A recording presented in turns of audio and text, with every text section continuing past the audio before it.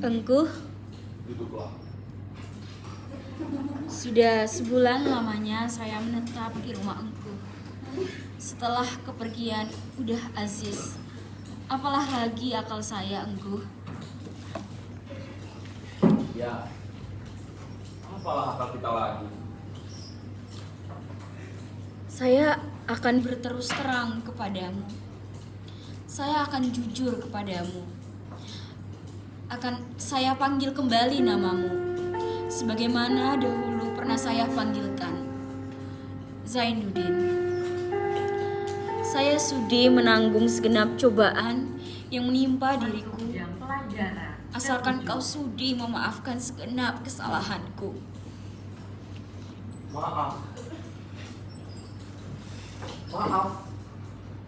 Kau regas segenap pucuk pengharapanku. Kau patahkan, kau minta maaf. Mengapa kau jawab aku sekejam itu, Zainuddin? Sudah hilangkah kenangan kita dari hatimu? Janganlah kau jatuhkan hukuman. Kasihanilah aku, perempuan yang ditimpa musibah berganti-ganti ini. Ya, demikianlah perempuan. Dia hanya mengingat kekejaman orang lain pada dirinya, walaupun kecil. Tapi dia tidak mengingat kekejaman dirinya sendiri pada orang lain, padahal begitu besarnya. Lupakah kau siapa yang paling kejam di antara kita?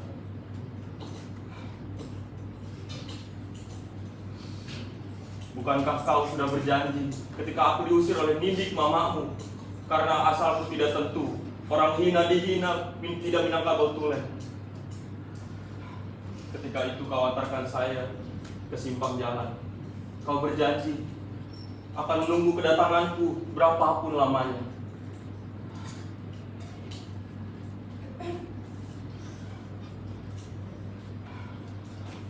Ayahku. Namun tiba-tiba kau berpaling dengan yang lebih gagah, kaya raya, berbangsa, beradat, berlembaga, dan berketurunan.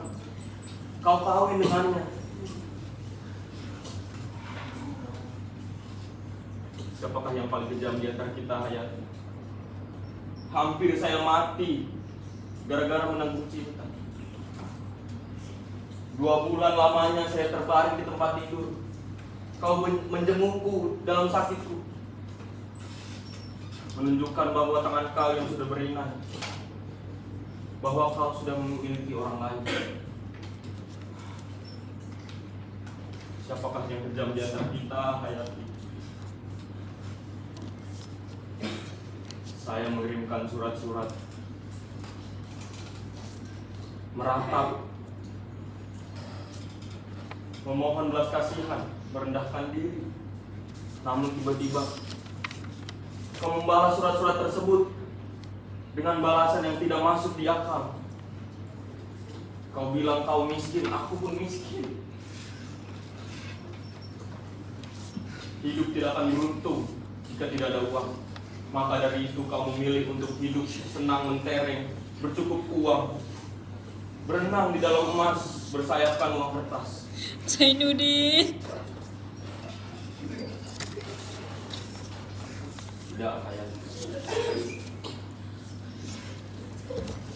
Siapakah yang kejam di antara kita? Siapakah yang telah menghalangi seorang anak muda yang bercita-cita tinggi, menambah pengetahuan namun terbuang jauh ke Pulau Jawa ini, hilang kampung dan halamannya,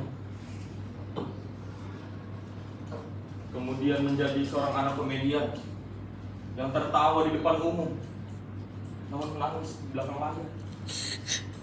Zainuddin. Tidak, Hayati. Saya tidak kejam. Saya hanya mengikuti katamu. Bukankah kau sendiri yang bilang di dalam suratmu bahwa cinta kita bisa dihapus saja dan diganti dengan persahabatan yang kekal? Itulah yang saya pegang teguh sekarang. Kau bukan kecintaanku, bukan istriku, bukan tunanganku, melainkan janda dari orang lain.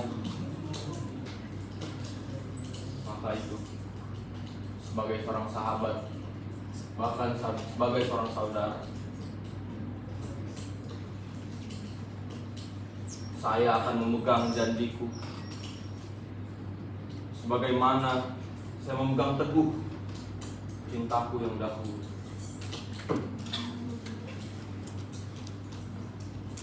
Maka dari itu pula, sebagai seorang sahabat, saya akan mengirimmu pulang ke tanah asal, tanah kelahiran, tanah Minangkabau.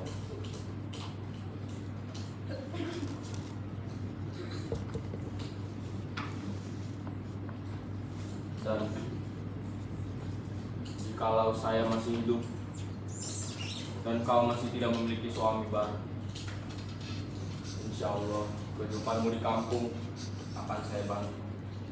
Zainuddin, itukah keputusan yang kau berikan kepadaku? Bukankah kau telah termasuk di mana-mana seorang yang berhati mulia? Tidak, Zainuddin. Saya tidak akan pulang. Saya akan tetap di sini bersamamu. Biar saya kau hinakan, biar saya kau pandang sebagai babu yang hina. Saya tidak butuh uang berapapun banyaknya. Saya butuh dekat dengan kau, Zainuddin. Saya butuh dekat dengan kau. Tidak. Pantang pisang berbuah 2 kali. Pantang pemuda memakan sisa. Kau harus pulang kembali ke tanah asalmu.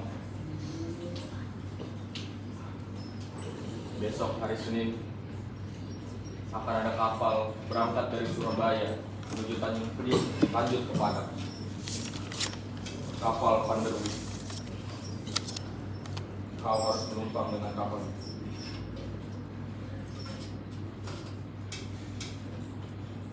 Untuk belanja pulang. Bang Muluk akan mengurus semuanya. Saya tidak bisa ikut. Saya akan menginap di Malang. Apabila kau sudah sampai di sana,